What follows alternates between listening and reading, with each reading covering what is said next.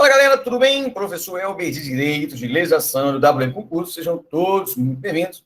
Vamos dar continuidade no nosso estudo, vamos trabalhar agora uma norma de grande importância, de grande relevância para a sua prova, que é a Convenção Americana sobre Direitos Humanos, ou também chamado de Pacto São José, ou São José da Costa Rica, de 22 de novembro de 1969. Bacana? Meu nome é Elber, sou professor do WM Concurso, então sejam todos muito bem-vindos, tá joia? Então vamos lá, primeira informação importante para destacarmos, né? O sucesso é a soma de pequenos esforços repetidos dia após dia. Robert Collier.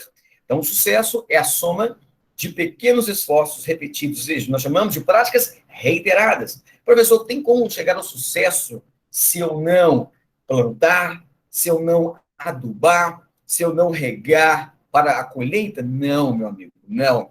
É necessário para que você chegue lá ao exaurimento do sucesso, desde que você... A causa das suas atitudes seja o quê? De plantar, de colher, de regar, de adubar, de cuidar. Isso, ou seja, todos os dias você vai lá, molha a plantinha, você joga aquele adubo, você põe aquele esterco e vai molhando, o sol vai fazendo a parte dele, mas você tem que fazer a sua parte. Então, essa é a ideia. O sucesso são a prática de pequenos atos, dia a dia, para chegar ao exaurimento, que é a consumação da sua aprovação. Bacana? Robert Collier traz essa ideia. Então, vamos ratificar nosso conhecimento e vamos estudar, vamos buscar o conhecimento para chegarmos, né, desse sucesso lá na frente. Mas vamos nos preocupar hoje com o dia de hoje. Vamos plantar hoje e vamos regar essa plantinha do conhecimento hoje. Bacana? Então, sejam muito bem-vindos. Vamos lá. Beleza, pessoal. Convenção Americana de Direitos Humanos, que na prova cai, sem sombra de dúvida. Da mesma forma que nós trabalhamos lá a Declaração Universal dos Direitos Humanos, nós vimos, então, que a Declaração de 1948, né, vimos, né, que é uma norma internacional de direitos humanos, também tem o status, né, nós vimos de superlegalidade, ela é de 48, 10 de dezembro de 1948, a declaração. Ela tem aplicação universal, né, ela foi promulgada pela ONU, tá joia? Ela tem o status de superlegalidade, ela foi incorporada no Brasil em 1948, então tem o status de superlegalidade. Ela ocorreu o quê? Pós-Segunda Guerra Mundial. Nós trabalhamos, então, a Declaração Universal dos Direitos Humanos, né? E vamos trabalhar agora, então, a Convenção Americana de Direitos Humanos. Nós vamos ver que nós temos algumas diferenças, né, da declaração. Vamos lá. Então, aqui, primeira coisa a destacar. Olha só, ela foi promulgada em 69, na cidade de São José da Costa Rica, né? Então, por isso que ele fala que é a Convenção Americana ou Pacto São José da Costa Rica. Bacana? Professor, ela entrou em vigor quando? Em 18 de julho de 1978. E no Brasil? Ela foi ratificada no Brasil. Gente, cadê a tua prova, hein? Vamos filmar isso aqui, hein? Olha lá, vejamos. Ela veio ratificada no Brasil, né? Nós vamos ver pelo decreto 678 de 92, em 1992. Então, também foi antes da emenda constitucional 45 de 2004, né? E tem o status de supralegalidade. Agora aqui, gente, nós temos uma diferença legal. A sua aplicação não é universal. Nós sabemos que lá, que a declaração de 1948, a sua aplicabilidade, ela é universal. No entanto, a Convenção Interamericana de Direitos Humanos, ou chamado de Pacto São José da Costa Rica, a sua aplicação, ela é regional. E ela foi promulgada pela OEA, Organização dos Estados Americanos. É diferente da Declaração Universal de Direitos Humanos. A Declaração Universal ela foi promulgada pela ONU. Aqui, ela foi promulgada pela OEA, Organização dos Estados Americanos. A professora, em âmbito interno,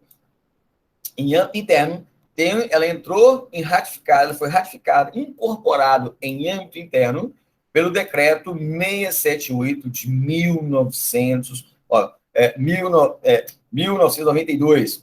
Então, gente, importante nós destacarmos essas diferenças, essa dicotomia, né? Vamos pegar aqui, pessoal, vamos só relembrar a questão lá da declaração. Vamos lá, vamos fazer essa dicotomia?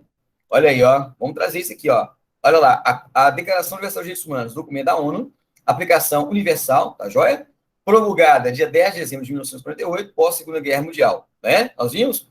O status de superlegalidade. Aqui, gente, podemos colocar isso aqui também, lá na Convenção Americana de Direitos Humanos. Olha que interessante, olha lá. Vamos colocar isso aqui, professor? Vamos. Olha aí, ó. Então, vamos só mudar aqui o título, né? Para nós ratificarmos o conhecimento, tá joia? Fizemos essa mudança aqui na nossa aula, né? Para que os senhores aí tenham o devido quê? Conhecimento. Olha aí, pessoal, que legal. Vamos lá. Vamos dar essa formatação legal ao nosso texto, tá joia? Opa, sobe, sobe. Sobe, sobe, sobe. Convenção superior. Opa, desceu. Superior. Beleza. Então, vamos lá. Convenção Americana, então, de Direitos Humanos. Olha aí, gente. Da mesma forma que nós tivemos, então, a Declaração Universal de Direitos Humanos, também tem o status de quê? De supra-legalidade. Porque foi antes da emenda constitucional 45 de 2004 que ele entrou em vigor. Aí, se cair na tua prova, professor, a Convenção Americana de Direitos Humanos, chamada de Pax San José da Costa Rica, tem um status de emenda constitucional? Não, não tem, porque foi antes, a promulgação, né, da Convenção foi antes da emenda constitucional 45 de 2004, que acrescentou o artigo 5º para acontecer da nossa Constituição. Então, por isso, que não tem um status de emenda constitucional, tem um status de supra-legalidade. Professor, o que é supra-legalidade? Significa lá abaixo da Constituição, né, e acima das normas infraconstitucionais, lá, Código Penal, Código Civil, Lei 11.243 de 2006, Lei de tóxicos, de entorpecentes, a 10.826 de 2003, que é o Estatuto do Desarmamento, a 11.340 da Lei Maria da Penha, a 9.099 de 95, né? Ou seja, normas infraconstitucionais. Tá joia? Vamos lá. Então, vamos ver então, alguns artigos então, importantes para a sua prova. Vamos lá. Obrigação de respeitar os direitos. Gente, interessante que a convenção também, ela vem convalidar aquilo que foi estabelecido pela Declaração de 48. Então, muitas das particularidades que nós iremos falar aqui, nós trabalhamos isso em 48, na Declaração de 48. E também veio reproduzido lá na nossa Constituição Federal, principalmente no que tange aos direitos e garantias, o que, pessoal? Fundamentais. Lá no artigo 5º. Tá joia? Então, é importante nós destacarmos que tanto a Constituição, a declaração, quanto a convenção, serviu de base, né, epistemológico, ou seja, o recorte, no que tange aos direitos e garantias do que, pessoal? Fundamentais. Tá joia? Então, é importante nós destacarmos isso para a sua prova. Então, vamos lá, vamos trabalhar alguns artigos, os artigos mais importantes, mais relevantes para a sua prova. Tá joia? Olha lá. Obrigação, então, de respeitar os direitos. Os Estados-partes, nessa convenção, ela compromete a respeitar o quê? Os direitos e liberdades. Nós vimos lá, né, gente, o direito à liberdade, principalmente a primeira geração de direitos humanos, o direito à liberdade de ir e vir, o direito à liberdade dos direitos civis e políticos, né? O direito à propriedade, o direito religioso, né? Que é a primeira geração ou dimensão dos direitos humanos, né? Delimitado lá por Valério Mazzoli, um dos maiores doutrinadores dos direitos humanos no Brasil, né?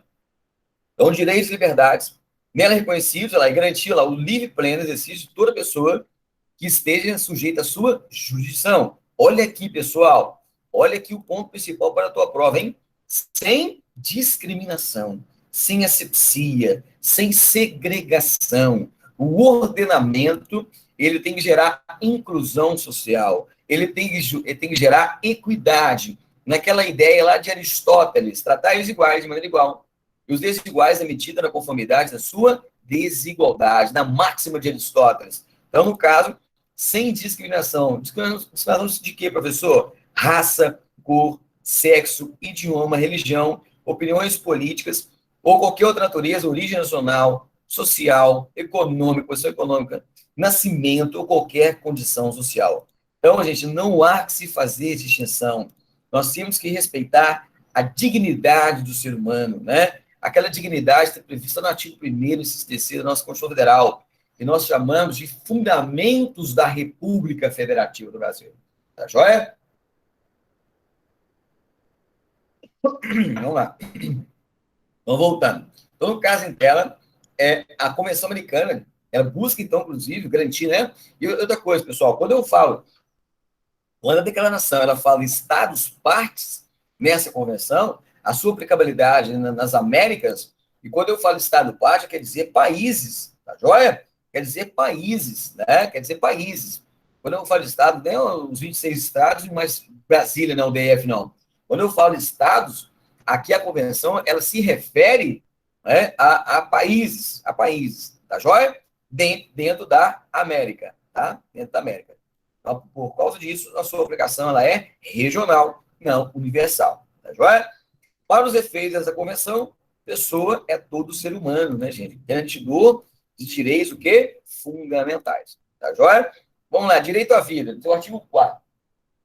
Estabelece que toda pessoa tem o direito que se respeite sua vida. Esse direito deve ser protegido pela lei, em geral, desde o momento da sua concepção. Gente, há um entendimento, inclusive, do STF agora, o dia de concepção, até mesmo antes do nascimento, né, do nascimento com vida. O artigo 1º e artigo 2º para frente, né, seguinte lá do Código Civil, 2002, fala do direito natalista, né, do nascimento com vida. A regra do direito lá no Código Civil estabelece a teoria natalista. Então, cuidado na tua prova, você pode colocar desde o momento do seu nascimento com vida, não. É desde o momento da sua concepção, ou seja, mesmo o feto, né, que foi gerado, né, pelo homem e pela mulher, a ovulação, na situação, ou seja, a partir do momento lá da concepção, ou seja, o feto ainda está no ventre da mãe, né? Ele não teve ainda nenhum nascimento, então já é possuidor de direitos fundamentais.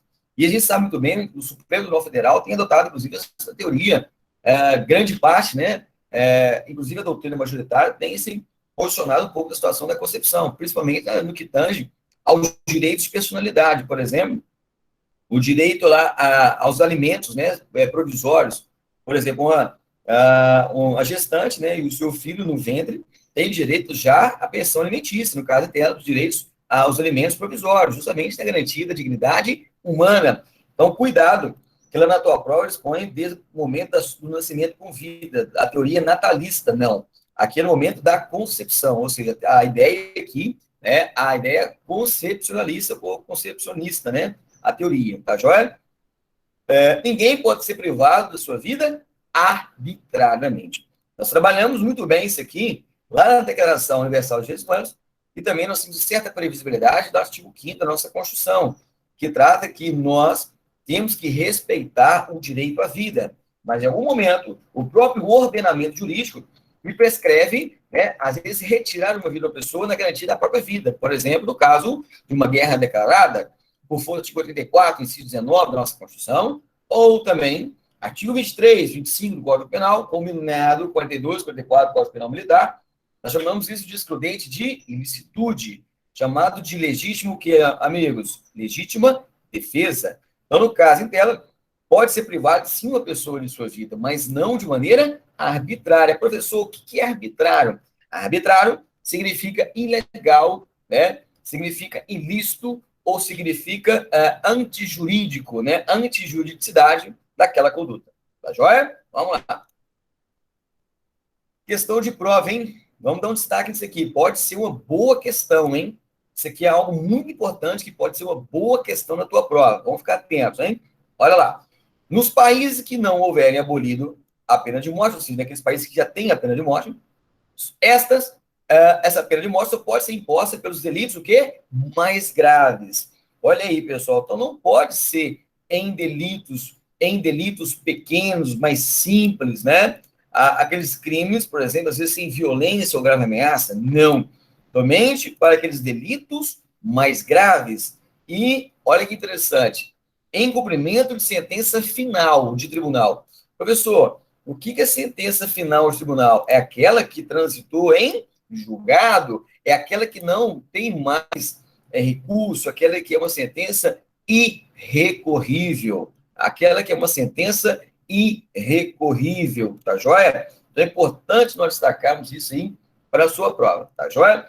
Olha só, e esta lei, né, que fala que pode ter a pena de morte, no caso interno, ela tem que ser promulgada, olha lá, antes de haver o cometimento do delito. Né? Tranquilo, né, pessoal? Que princípio é esse que eu estou destacando aqui? Ó?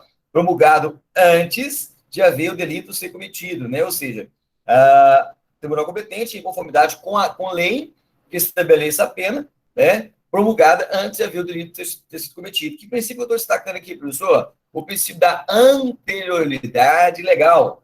Não há crime sem lei anterior que defina, nem pena sem prévia combinação legal. É o princípio da anterioridade legal. Tá joia? Então, no caso inteiro, pode ter pena de morte? Pode. Naqueles países que tem ali que não tem abolido? Sim.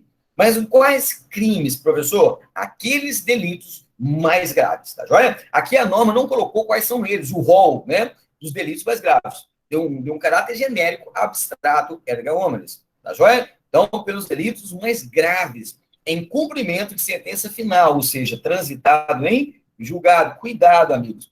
Lá na tua prova, você pode colocar que é sentença provisória ou final. Não, é somente sentença final. E tem que existir, né, a lei em conformidade com a lei que estabeleça a pena, ou seja, essa lei tem sido promulgada antes. É o princípio da anterioridade legal, o princípio da anterioridade legal. Tampouco se estenderá a sua aplicação a delitos, lá, tá vendo? Aos quais não se aplica atualmente, né? Então, não tem aplicabilidade, então não tem uma lei que prevê, então não há que se falar, né?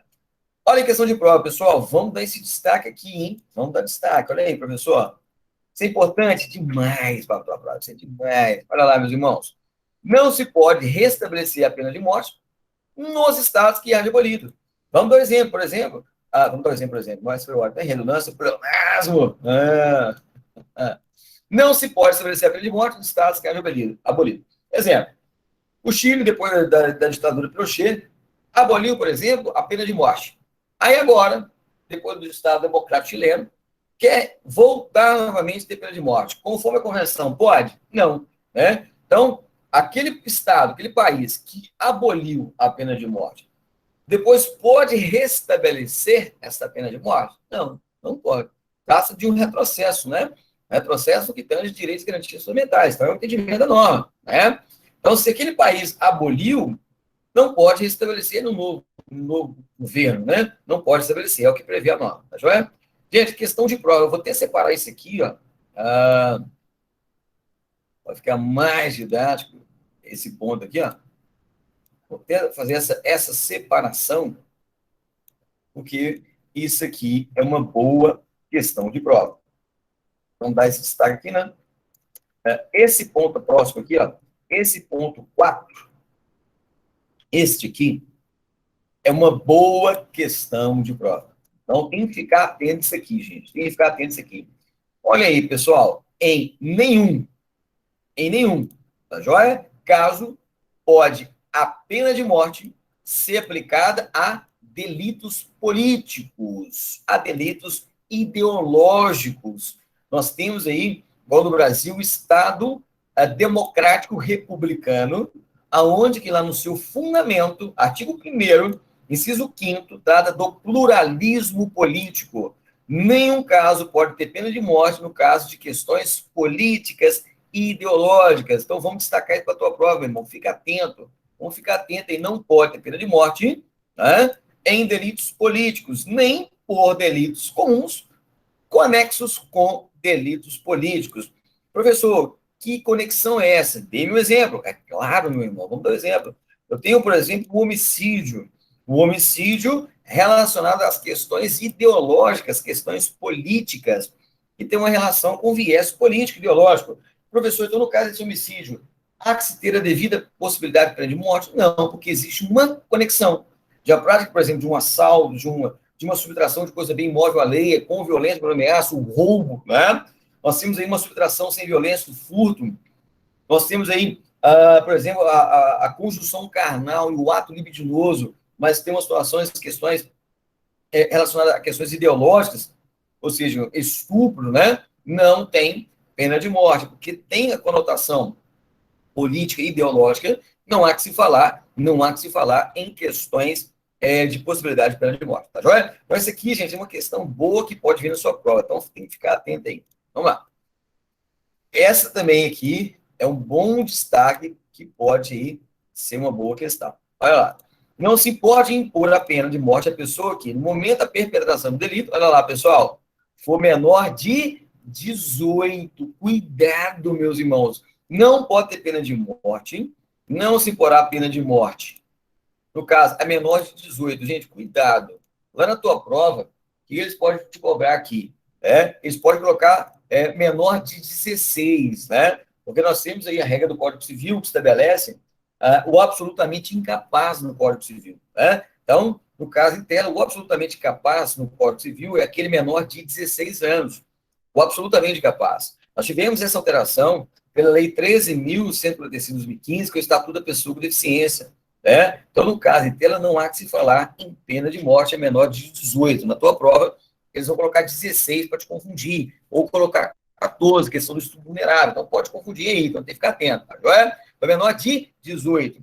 Da mesma forma, maior de 70. Maior de 70. Lá na tua prova, sem sombra de dúvida, eles podem colocar lá maior de 60. Por quê, professor? Porque 60 refere ao estatuto do idoso. Quem que é o idoso? É aquele igual ou superior, né? É aquele igual ou superior a 60 anos. O Luiz está falando o áudio, se falar, se me fala, porque na verdade eu tô aqui começou a chover um pouquinho aqui. Começou a chover um pouquinho aqui e pode estar falando na internet aí, tá joia? Se cair isso, você me fala aí que a gente dá esse retorno, esse feedback. Vamos lá, vamos continuar. Beleza, gente? Então, é maior de 70. Lá na tua prova, você pode colocar maior de 60, justamente para te confundir com o Estatuto do Idoso, que é a Lei 10.751 de 2003. Lá no seu artigo 1º, fala que o idoso é aquele igual ou superior a 60 anos. Então, tem que ficar atento, pessoal. Na tua prova, eles põem 60. Da mesma forma, olha lá, nem aplicá-la à mulher em estado de gravidez. Então, mulher grávida, não há que se falar em pena de morte. Cuidado que é um pouco semelhante, né? Lá na lei de tortura, o aumento de pena de 1/6 a 1/3 também não pode ser praticado. Na verdade, vai ter um aumento de pena aquele que comete o crime, né, de tortura, se for praticado contra a gestante. Cuidado que lá não tem aumento de pena se for contra a mulher, tá joia? É somente se for praticado, se for contra em desfavor de gestante, tá? E cuidado também lá no aumento de pena lá da tortura, que lá fala 60, maior de 60, tá? Tá vendo? É onde que a pegadinha do malandro, onde você tem que ter tranquilidade na hora da prova para não errar. Tem que ter, saber essas diferenças para não errar na tua prova. Então, no caso, é maior de 70 aqui, lá no aumento de pena da tortura, quer dizer, é maior de 60, tá? Aqui é maior de 70. E, da mesma forma, em situação de gravidez. Gente, se cair na tua prova, a mulher pode ser aplicada a pena de morte? Pode. Não pode o que? A mulher em estado de gravidez, tá? Então, fiquem atentos a isso aqui, decore isso aqui. Imprime isso aqui e cola na geladeira de casa. Tá joia? Então, vamos lá. Toda pessoa condenada à pena de morte tem direito a solicitar anistia, indulto ou comutação da pena. Olha aí, pessoal. Anistia, indulto ou comutação da pena. Professor, anistia e o indulto são situações de extinção da punibilidade, ou seja, o perdão. Né? Anistia, tanto anistia quanto indulto, dado pelo presidente da República. Nós temos aí a situação da anistia, tem essa previsão no artigo 48, inciso 8º da Constituição, né, onde se perdoa aqueles fatos criminosos, né, concedido, na verdade, pelo Congresso. Ele vai ser sancionado, na verdade, pelo presidente da República. A situação lá é o diferente da graça, né? A graça e o indulto. O indulto está lindo, também extinção da punibilidade, aquele perdão de pena coletiva dado pelo presidente da República. Gente, lembrando que aqui, ó, não tem a graça. Aqui não tem a graça. Aqui nós temos a anistia e o indulto. Tá joia? Anistia e o indulto. Nós não temos a graça aqui, que é prevista em outros pontos do ordenamento jurídico. E, então fica esperto, tá? Ou comutação da pena. Comutação significa aquela própria substituição da pena, né? Ou seja, ou uma pena menos grave, né? Por exemplo, lá em vez de ter uma pena de morte, tem uma pena, por exemplo, de 30 anos, de 20 anos de reclusão, né? A comutação é essa troca, né? Daquela pena de morte para uma pena mais leve, mais branda, né? No caso eterno. Então, toda pessoa condenada a pena de morte tem o direito de solicitar nela o indulto, comutação, anistia, indulto, a troca da pena, comutação, os quais podem ser concedidos em todos os casos. Gente, deixa eu destacar isso aqui também, ó. Em todos os casos pode ser concedido. Lá na tua prova, eles pode dizer que podem ser concedidos em alguns casos. Não, em todos os casos pode ser concedido. Em todos os casos, tá? Então, fica atento com isso aí, ó. Lá na prova eu vou falar que pode ser concedido somente em casos específicos. Não, pode ser concedido em todos os casos. Em todos os casos. Olha aí, ó. Outro ponto importante. Não se pode executar, dá esse destaque aí, ó, a pena de morte enquanto o pedido estiver pendente de decisão ante a autoridade competente. Então, a autoridade, as pessoas, né, os réus lá, o réu solicitou, fez a solicitação formal à autoridade competente para que seja anistiado ou indulto ou dada a sua comutação de pena. A autoridade competente. Enquanto ele não tem a decisão proferida pela autoridade competente, não se pode executar, não pode determinar a execução daquela pena de morte. Então, enquanto aquele pedido, enquanto o pedido estiver pendente, não pode executar a pena de morte. Tá joia? Então, tem que esperar a decisão da autoridade competente, porque às vezes a autoridade competente ela pode iniciar, ela pode conceder o indulto, ou pode trocar, ou seja, comutar a pena para uma pena mais branda. Então, tem que aguardar essa decisão pela autoridade competente. Tá joia? Então, vamos lá. Artigo 5º, direito à integridade pessoal. Vamos lá.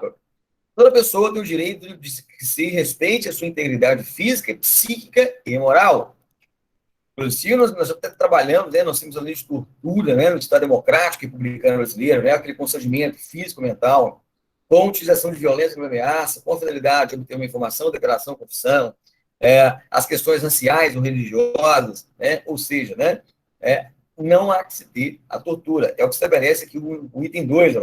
Ninguém deve ser submetido a torturas, nem apenas ou tratos cruéis, desumanos ou degradantes. Nós temos uma lei infraconstitucional, que estabelece a proteção, no que tange às questões de tortura. Então, vamos dar esse destaque para a tua prova, tá joia? Olha lá. Toda pessoa privada de sua liberdade deve ser tratada com respeito à dignidade inerente ao ser humano. Isso está previsto aonde, professor? Está tanto previsto.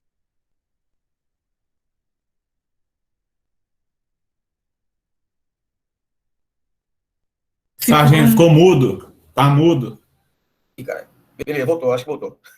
Voltou? Voltou. Beleza, acho que eu apertei aqui sem querer. Então, vamos lá.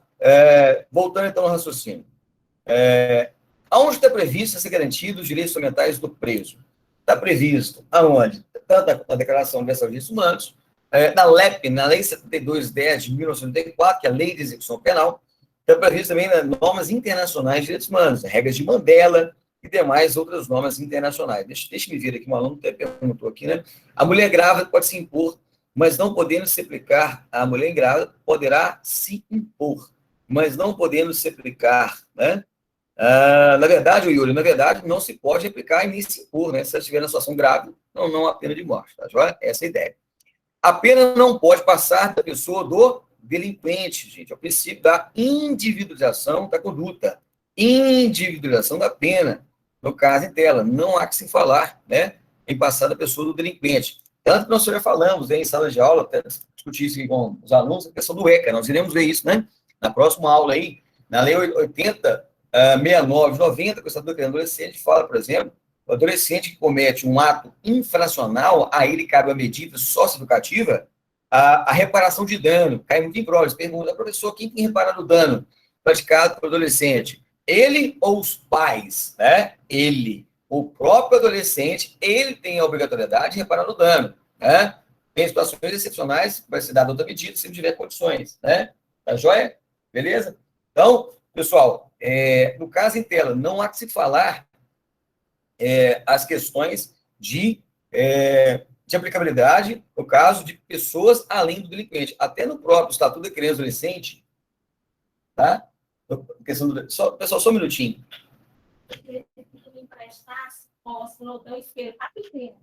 Só um minutinho, pessoal. Eu estou com a aula ao vivo aqui gravada, belezinha? Tem uma pessoa que está pedindo uma informação aqui, não, mas pode entrar, pode pegar. Tá joia? Tranquilo. Pessoal, então, destacando aqui, a pena não pode passar da pessoa do delinquente. A regra é essa, A regra é essa, tá joia? Então, não pode passar. Igual no caso do adolescente, ele que tem que cumprir, no caso, a medida educativa de reparação de dano. Tá joia? Beleza? Tranquilo? Beleza, vamos lá. Vamos lá. Os processados devem ficar separados dos condenados, salvo em circunstâncias excepcionais e submetidos a tratamento adequado à sua condição de pessoas não condenadas. Pessoas não condenadas. Aqui, gente, da mesma forma, nós temos essa previsibilidade aqui, tanto no ECA, tanto também na Lei de Execução Penal. Quando eu falo aqui nas medidas socioeducativas, o menor de idade, ele não pode ficar juntamente com os presos, por maior de idade, que no caso em tela, o menor ele comete o quê? Ato infracional e aí ele cabe medida socioeducativa. Ele é inimputável, não há que se falar em imputabilidade penal, Da mesma forma, a questão da LEP, da Lei de Execução Penal, aquele preso provisório, tem que ficar separado, os processados ficam separados dos condenados, porque aqueles processados ainda têm aquele viés, da presunção de inocência, a presunção da não autoculpabilidade. Então, via de regra, aqueles que estão processados, chamamos, às vezes, pode ser uma prisão provisória, uma cautelar, uma preventiva, ou uma prisão temporária, ou uma prisão mesmo já de condenação de primeira instância ou segunda instância, mas, via de regra, eles ficam separados dos condenados. Lógico que tem exceção, pessoal? Salvo em situações do quê? Excepcionais. E ser submetido a tratamento adequado da sua condição de pessoas não condenadas. Então, o tratamento, hora determinado, vai ser separado daqueles condenados e daqueles não condenados. Tá joia? Vamos lá. Os menores, quando puderem ser processados, devem ser separados dos adultos e conduzidos a tribunais especializados. Aqui um pouco nós já falamos, a questão do próprio Estatuto da Criança e Adolescente, pessoal?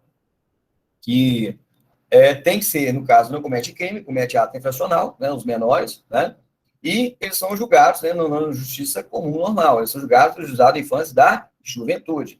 Da mesma forma, gente, quando o caso de detenção e captura do menor de idade, por exemplo, adolescente, ele vai ser conduzido para a delegacia especializada.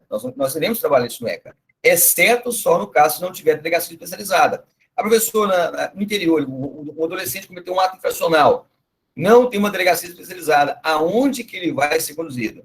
Ele vai ser conduzido pela delegacia, o quê? Ordinária. Vai ser conduzido pela delegacia ordinária. Porque se naquela cidade não tem uma delegacia ordinária, vai ser conduzido para a delegacia, na verdade, a regra é especializada. Se não tiver especializada, a delegacia comum. Tá joia? Então, isso é importante destacar. Os menores, quando puderem ser processados, devem ser separados dos adultos e conduzidos para o tribunal especializado. Mas lembrando que não é só o tribunal, mas também o ato de polícia investigatória inquisitorial presidida pelo delegado de polícia. Então, se eu tenho uma delegacia especializada e uma delegacia ordinária, ele é conduzido para a delegacia especializada. Na ausência de uma delegacia especializada, conduz para a delegacia ordinária. Tá joia?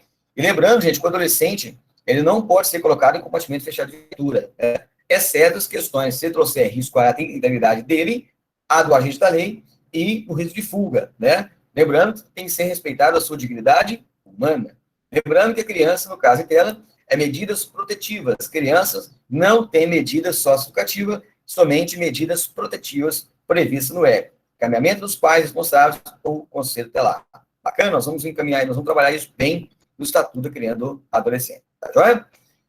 Pena privativa de liberdade deve ter por finalidade essencial a reforma e a readaptação social dos condenados. Gente, a reforma, a própria palavra significa reformar, significa mudança, A mudança e a readequação, ou seja, ao caráter de ressocialização do condenado. Então, aquela pessoa que, ora, cometeu um ato criminoso, a ele tem que ser, a finalidade, a finalística, a teleologia de reformar, de mudança daquela pessoa e a sua readaptação, no meio societário. Lembrando que a finalidade da pena tem aquele viés, de ressocialização para que aquele egresso ele não volte mais a cometer novos delitos. Então, essa é a finalidade. Proibição de escravidão e servidão. Nós já falamos por diversas vezes, são proibidas de todas as suas formas. A professor, mesmo caso de guerra declarada, não há de se falar em escravidão e servidão? Jamais e em tempo algum. É um direito absoluto. Da mesma forma que as questões lá de tortura, não há de se falar. Tá joia? Gente, questão de prova. Ponto importante é esse ponto agora, número 2. Vamos ficar atento aqui, ó. Importante. Professor, o que é importante? Porque existe uma diferença muito grande no Estado brasileiro republicano. Ninguém deve ser constrangido a executar trabalho forçado ou obrigatório. Gente, o que eu estou querendo dizer aqui? Aqui, não deve ser constrangido a executar trabalho forçado ou obrigatório. Mas pode o trabalho forçado e obrigatório? Pode. Olha aí, ó. Vamos dar esse destaque aqui, ó. Olha aí, ó. O trabalho forçado não deve afetar a dignidade nem a capacidade física do intelectual do recluso. Mas pode, pode. Mas não pode afetar a dignidade e nem a capacidade. Olha lá, nos países. Vamos ter esse recorte aqui, pessoal. Isso aqui é muito importante para pode cair na tua prova. Vamos fazer esse recorte aqui, ó. Vamos fazer esse recorte. Olha lá. Deixa eu tirar isso aqui, colocar no slide separado. Olha lá. A regra é essa, ó. Vamos colocar a regra. A regra. Ninguém deve ser constrangido a exercer trabalho forçado ou obrigatório. Mas olha aí, ó. Aqui, cadê o negócio? Olha lá. Deixa eu mudar aqui, ó. Aí vem aqui. Nos países em que se prescreve para certos delitos, olha lá, pena privativa de liberdade, acompanhada de trabalho forçado, ou seja, tem essa permissibilidade.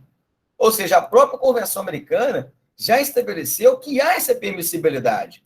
Olha lá, então nos países que se prescreve, que se pode, para certos delitos, a pena privativa de liberdade, acompanhado de trabalho forçado, né? Essa disposição, ela não pode ser interpretada no sentido que proíbe o cumprimento da dita pena, ou seja, a interpretação que não seja ali para proibir, né, o cumprimento da pena privativa de liberdade, mesmo que seja acompanhado do trabalho forçado, porque então pode, né? Então, se aquele país, né, dentro da América, traz essa permissibilidade, no caso em tela, tem esse direito, né? Então, esse direito tem, né? E o trabalho forçado, olha lá, olha que interessante, estabelece aqui embaixo, aqui, né? Trabalho forçado, olha lá, não deve afetar a dignidade nem a capacidade física e intelectual do recluso. O trabalho forçado não deve afetar a dignidade nem a capacidade física e intelectual do recluso. Mas pode acontecer? Pode. Professor, e no ordenamento jurídico brasileiro? Como é que se faz lá no ordenamento jurídico brasileiro? Nós vamos colocar aqui, deixa eu só ajustar aqui o tamanho da letra. Nós vamos colocar aqui, ó. Vamos lá na Constituição agora. Vamos lá na Constituição, seu artigo 5º. Vamos lá. Lá na Constituição Federal, no artigo 5º. Olha aí, ó. Vou destacar aqui, ó. Não há pena. Olha lá. Deixa eu colocar aqui, nós vamos destacar. Não há pena. Ótimo. Aí, pessoal. Não há pena. Olha lá. Vem comigo aqui, ó. Acompanhe junto comigo o raciocínio. Olha lá. Não há pena de morte, salvo caso de guerra declarada. Não há pena de caráter perpétuo. Não há pena de trabalhos forçados. Olha que interessante aqui no caso em tela. Não apenas de banimento e não apenas cruéis. Então, aonde que a gente está querendo destacar aqui? Ó, a letra C do artigo 5º, inciso 47, na sua a linha C. Olha aí, ó, vamos dar esse destaque aqui, pessoal, para que a gente ratifique, a gente convalidar o nosso conhecimento. Tá joia? Então, vamos lá, vamos pegar aqui, ó, do trabalho forçado. Olha lá, não apenas, né, olha lá, de trabalho forçado. Então, a nossa Constituição Federal, lá no seu artigo 5º, inciso 47, né, proíbe o trabalho forçado. Não tem essa permissibilidade constitucional no que tange aos direitos e garantias fundamentais. Então, o trabalho ele é proibido. Agora, a Convenção Americana trouxe que é permissível, desde que não afete a dignidade nem a capacidade física e intelectual do recluso. Mas pode, pode. Então, isso é um viés que pode vir na tua prova. O que eles podem colocar na tua prova? Eles podem inverter isso aqui para a tua prova. Eles podem inverter. Então, o trabalho forçado pode ir lá na Convenção Americana? Pode. E o trabalho forçado no Brasil? Não pode trabalho forçado. Agora, Lembrando que o trabalho no Brasil ele é obrigatório.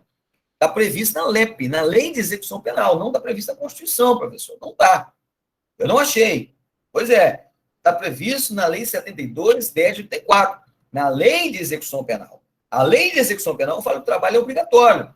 Tá joia? Mas não pode trabalho forçado, porque o ordenamento jurídico não trouxe essa prescrição normativa. Tá joia? Mas na Convenção Americana, o chamado de Pax Summa Costa Rica, onde o Brasil foi signatário em 1992, trouxe a permissibilidade do trabalho forçado nessa convenção. No caso da Constituição, não é permissível, é proibido as penas, tá joia? Então, é importante nós destacarmos isso para a tua prova, tá joia? Vamos lá, vamos dar continuidade.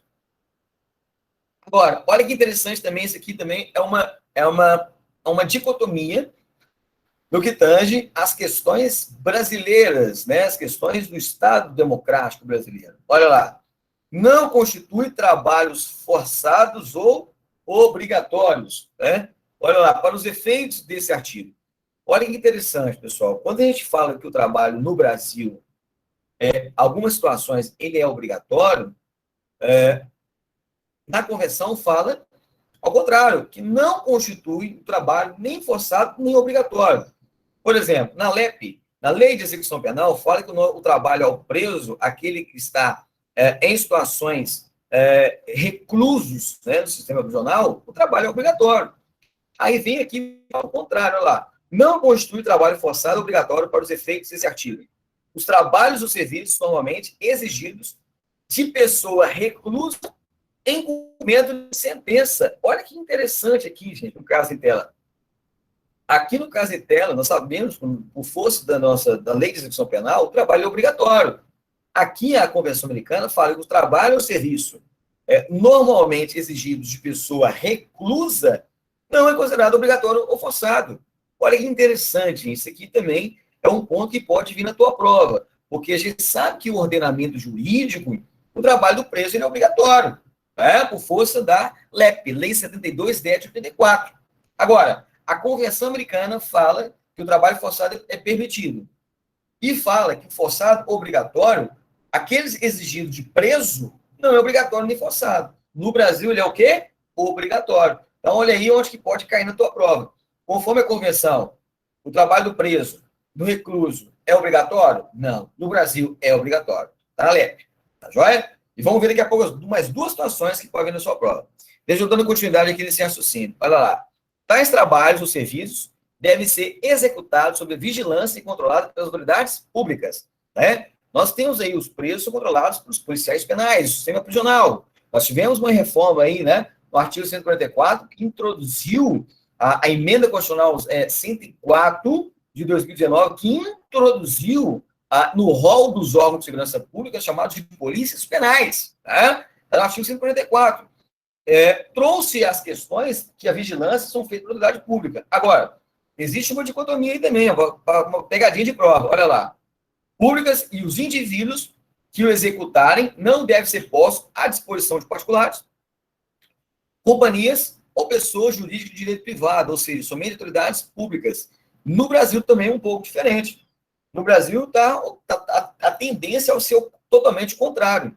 É ser aquela parceria cada vez mais PPP, parcerias público-privados. Nós temos, por exemplo, o sistema PAC. É um sistema PAC que não é um sistema prisional do governo, é uma entidade particular. Ou seja, tem um viés, né, de busca da ressocialização do preso, mas é de caráter privado. Então, no caso em tela, gente, aqui, para a norma, não pode ter, colocar os presos à disposição de atividades de organizações, né, particulares, companhias ou pessoas jurídicas de caráter privado. Mas a gente sabe muito bem que no Brasil, no Estado Democrático Brasileiro, não só no Brasil, na própria América, né, os países da América, adota o caráter privado, porque justamente tem uma melhor, né, busca da ressocialização dessas parcerias público-privado, tá joia? Mas para a prova é somente autoridades públicas, tá joia? Vamos lá. Isso aqui que pode vir na questão de prova, serviço militar. Sabemos que o serviço militar no Brasil, ele é obrigatório. O conscrito, o jovem, aos 18 anos, conscrito, ao alistamento militar, ele é obrigatório ao homem. Aqui, na convenção, fala que que não é considerado trabalho forçado nem obrigatório, serviço militar. Não é trabalho forçado, obrigatório, o serviço militar. Aí vem aqui na convenção, né, fala que não é obrigatório, o serviço militar não é considerado obrigatório e nem forçado. No Brasil, onde que vai te confundir para a prova? O serviço militar ele é obrigatório ao homem, né, e facultado, né, às mulheres, aos eclesiásticos, né? Então, o serviço militar no Brasil, ele é obrigatório, né? Então, olha essa diferença para a prova. Aí, põe ainda, nos casos onde se admite a isenção de motivos de consciência, serviço nacional, que a lei estabelecer em lugar daquilo.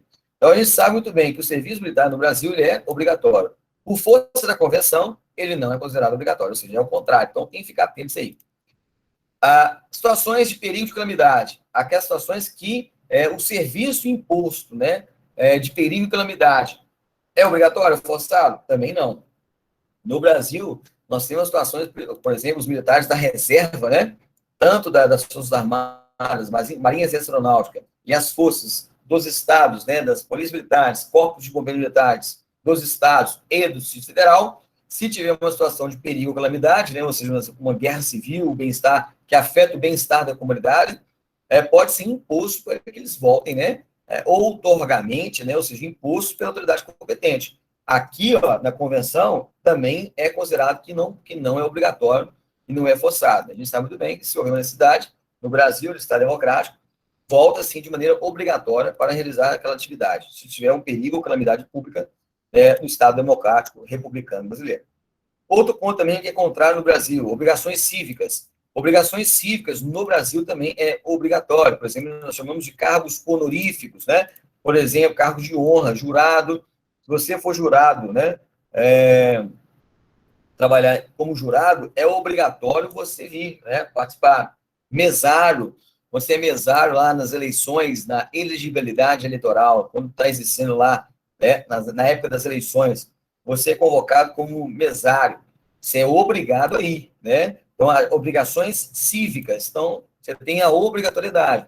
Agora, para a convenção, não é forçado nem obrigatório. Não é forçado e nem obrigatório. Então, a gente fica atento a isso aí.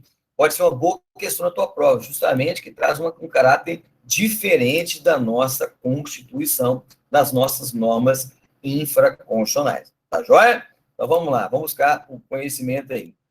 Direito e liberdade pessoal no item 2. Olha que importante destacar. Ninguém pode ser privado da sua liberdade física. Gente, é a regra, né? Nós destacamos que ninguém pode ser privado da sua liberdade física. Essa é a regra. Né? Ninguém pode, a pessoa, nós temos que garantir o direito da pessoa à liberdade. Na nossa Constituição da Federal, estabelece o artigo 5º, em 4 situações que podem prender uma pessoa. Primeiro, flagrante delito, né? Ordem escrita e fundamentada de autoridade judiciária, transgressão militar e crime propriamente militar. Então, essas 4 situações podemos deter, né, capturar, prender uma pessoa.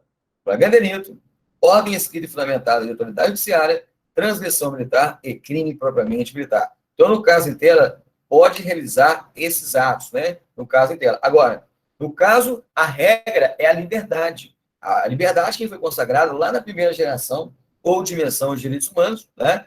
O direito de liberdade de ir e vir, liberdade da propriedade, liberdade religiosa, tal. E esse direito é garantido aonde, professor? Pelas constituições, né, dos países e pelas leis. As leis nós chamamos de normas infraconstitucionais, né? Ou seja, está tanto garantido na lei da Constituição, quanto nas leis infraconstitucionais que regulam os certos comportamentos dos cidadãos daquele estado, daquele país. Tá joia? Para lá. Ninguém pode ser submetido à detenção ou encarceramento, que, amigos? Arbitrários. Ou seja, nós já falamos isso também lá na Declaração Universal dos Direitos Humanos. Uma prisão ilegal, ela tem que ser imediatamente relaxada pela autoridade, o que, amigos? Judiciária. O juiz tem que relaxar a prisão, porque aquela prisão é o que? Se tornou ilegal. Tá joia? Importante nós destacarmos isso para a sua prova, hein? Toda pessoa detida e retida deve ser informada lá das razões de sua detenção, né? tem que saber, né, gente, o direito da artigo 5º também estabelece, tem que saber os motivos da sua prisão, por que foi preso, né? A identificação de quem o deteu, capturou, a pessoa que fez lá a lavratura do APF, o auto de prisão flagranteria, tem todos os direitos fundamentais. E notificada sem demora, lá, da acusação ou acusações formuladas contra ela. Então, tem que saber, né, por que foi presa, daquilo que pesa em seu desfavor, né? Então, a pessoa tem um direito constitucional, aqui, né, supralegal, de saber essas informações do caso interno. Tá joia? Vamos lá. Toda pessoa detida ou retida deve ser conduzida, lá, sem demora, né, à presença de um juiz de autoridade competente, autorizada. Gente, aqui no caso interno do Estado brasileiro, nós temos a figura agora recente, né, promulgada, né, pela a mudança, inclusive, do CPP, pelo pacote anticrime da audiência de custódia, aonde, quando nós detivermos e capturamos o infrator, encaminhamos a presença do delegado de polícia, que é a autoridade judiciária, a autoridade tem que encaminhar, né, competente, este detido capturado, preso, ao juiz da audiência, para que realize a audiência de custódia em até 24 horas. Nós tivemos uma alteração do pacote anticrime, que trouxe essa particularidade, que já tinha sido estabelecida numa resolução, né, do Conselho Nacional de Justiça em Brasília, já tinha decidido, agora está por força de lei. Nós tivemos alteração aí do Código de Processo Penal, que deve ser conduzida a presença do juiz em até 24 horas para que realize a audiência de custódia. Tá joia? Então, é importante nós destacarmos isso para a sua prova. Então, olha lá. Autorizado pela lei e a exercer funções judiciais, tem direito lá de ser julgada dentro de um prazo razoável. É o princípio da razoabilidade, do tempo razoável do processo, do devido processo, que não seja muito longo, mas também que não seja muito curto, porque se for muito curto, também pode violar direitos fundamentais, como a defesa, contraditório, a produção de provas inerentes, né, a garantia da não autoculpabilidade, a garantia da não incriminação. Né? Olha importante esse ponto aqui, ó. Sua liberdade pode ser condicionada às garantias que seguram o seu comparecimento em juízo. Gente, nós temos uma situação lá que condiciona, né, aquela oração subordinada adverbial condicional. Né?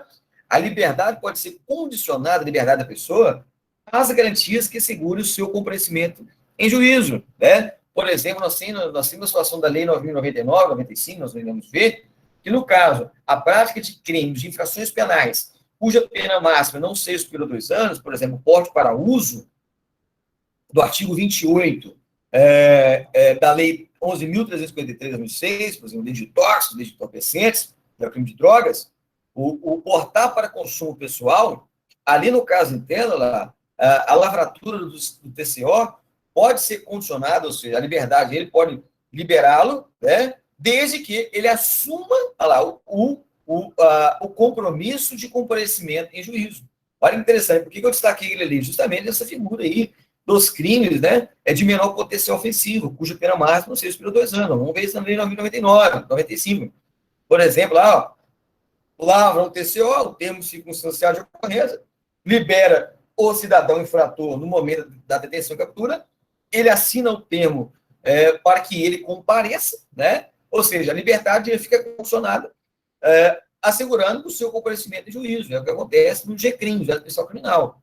No ato da detenção e captura, ele já assina o termo, né, feito pela autoridade lá de polícia, assina o termo de comparecimento, e ele é liberado do local, desde que ele compareça. Agora, caso ele não comparecer, vai responder o que é desobediência, além do que ele vai responder pela situação do porte legal de uso, né, de entorpecentes, ele vai recorrer lá à desobediência da ordem emanada pela autoridade judiciária. Tá joia? Então é importante nós destacarmos isso aí para a tua prova. Vamos lá. Toda pessoa privada da sua liberdade tem direito a recorrer a um tribunal competente. O direito ao duplo grau de junção, né? O direito à recorribilidade, o direito ao reexame, à reanálise da sua temática, que às vezes você foi lá punido, né, em primeiro grau, primeira instância, você tem o direito de recorrer a um tribunal, a um juízo competente. Olha lá, sobre a legalidade de sua prisão ou detenção, e ordene a sua soltura se a prisão ou a detenção forem o quê? Ilegais. Sabemos muito bem, no ordenamento jurídico brasileiro, se uma prisão ela é ilegal, ela pode ser relaxada imediatamente, né? Ela será relaxada imediatamente pela autoridade, o quê?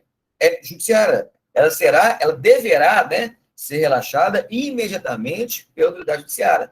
E se ela deixa de relaxar essa prisão legal, gente, a autoridade, por força da nova lei 13.869, que é a nova lei de abuso de autoridade, a pessoa vai responder. O magistrado, o juiz, ele vai responder para a abuso de autoridade se ele não relaxar a prisão, o quê? Ilegal. Então, tem que ser relaxado imediatamente pela autoridade judiciária a prisão ilegal. Ou seja, a prisão que está em desconformidade com o ordenamento jurídico. Tá joia? Tal recurso não pode ser restringido nem abolido, né? No caso aí, direito ao recurso, ao dupla junção. O recurso pode ser interposto lá pela própria pessoa ou por outra pessoa, mas no caso interno, sabendo muito bem, por meio do advogado constituído. Nós chamamos isso de defesa técnica, né? Agora, por exemplo, um habeas corpus pode ser impetrado, inclusive, pela própria pessoa, né? Pode ser impetrado pela própria pessoa. Tá joia? Gente, esse ponto também aqui, de tema de grande relevância, de grande importância para a tua prova. Professor, por que é importante aqui? É porque existe uma diferença, há uma diferença na Constituição e na Convenção Interamericana ou Americana de Direitos Humanos. Gente, importante nós destacar, professor, o que pode mais cair nessa prova? Eu estou vendo aqui muito direito, muito bacana, legal, muitos pontos semelhantes, né? A Declaração de 48. Professor, o que tem certa chance de cair na prova? Aquilo que é igual à Constituição e à Declaração ou aquilo que é diferente, aquilo que traz um aspecto normativo diferente? Muito bem, pessoal. Com certeza, a grande chance, a grande possibilidade de cair na tua prova não é aquilo que é igual, mas é aquilo que é diferente. Porque lá na hora da tua prova, o que o examinador pode fazer? Ele pode colocar aquilo que é diferente como igual. É o que nós vamos ver aqui, ó. Nós temos esse ponto número 7, que na Constituição nós temos uma situação. Agora, na Convenção Americana, tem uma situação peculiar, ou seja, pontos divergentes ou, às vezes, pontos incompletos. Vamos lá. Ponto número 7. Ninguém deve ser detido por dívida. Gente, não há prisão civil por dívida. A regra é prisão, questões lá do direito penal. A gente chama aí o direito penal, ele vem na última raça, na extrema raça, o princípio da fragmentariedade. Né? O direito penal ele vem trabalhar conosco quando os demais ramos do direito foram ineficazes. Essa situação lá que cabe prisão, a detenção e a captura, uma prisão preventiva, uma cautelar, uma temporária, uma condenação a uma pena privativa de liberdade nas questões penais, na extrema raça, na última raça, que é o direito penal. Agora, pessoal, o direito civil não estabelece, por exemplo, o cara deixou de pagar uma situação, a sua prisão. A regra é essa, não tem prisão por dívida no direito civil, exceto em duas situações ou em uma situação. A Convenção Americana trouxe uma exceção só. A Constituição Federal trouxe duas. Olha aí, ó, questão de diferença para da prova. De novo, a Convenção trouxe somente uma situação. E a Constituição da República de 88, ela trouxe duas situações. No caso de excepcionalidade, quando cabe prisão por dívida. Bacana? Então, vamos ver o que estabelece a nossa Convenção. Olha lá. Ninguém deve ser detido por dívida. Essa é a regra. Essa é a regra. Mas existe uma relativização. Qual é a relativização? É ali, ó. Este princípio não limita os mandados de autoridade judiciária competente expedidos lá pelo inadimplemento de obrigação alimentar. Ou seja, o João fez ato, conjunção carnal, ato de libidinoso, e é pai de uma criança. Ele fez o ato, né? Pai de uma criança. E não pagou. Está 3 meses lá no ordenamento, sabe? Dá 3 meses pós o pagamento de pensão alimentícia, provisórios ou provisionais, né? Cabe prisão civil por dívida. Ele é recolhido lá e vai explicar ao delegado de polícia por que ele está pagando. Então, cabe prisão civil por dívida. Somente neste caso. Isso prevê a Convenção Americana de Direitos Humanos. Agora, professor, a nossa Constituição, o que prevê? Olha lá. Prevê também, olha lá, não haverá prisão civil por dívida. Deixa eu aumentar aqui para ficar mais didático o nosso conhecimento. Olha lá. Olha lá, pessoal, vejamos aqui, ó. Olha lá, olha lá, olha lá. Não haverá prisão civil por dívida, salvo o do responsável pelo inadimplemento voluntário e inexcusável de obrigação mentida, ou seja, inadimplemento de obrigação alimentar, né? Ou seja, inadimplemento, que uma pessoa inadimplente deixou de pagar, né? Olha o prefixo in de negação, inadimplente. Uma pessoa adimplente é aquela que paga, o inadimplente que deixou de pagar. Voluntariamente, ou seja, ele pagou porque não quis. E inexcusável é uma situação e não pode se excusar, ele não pode se esquivar daquela obrigação a ele imposta.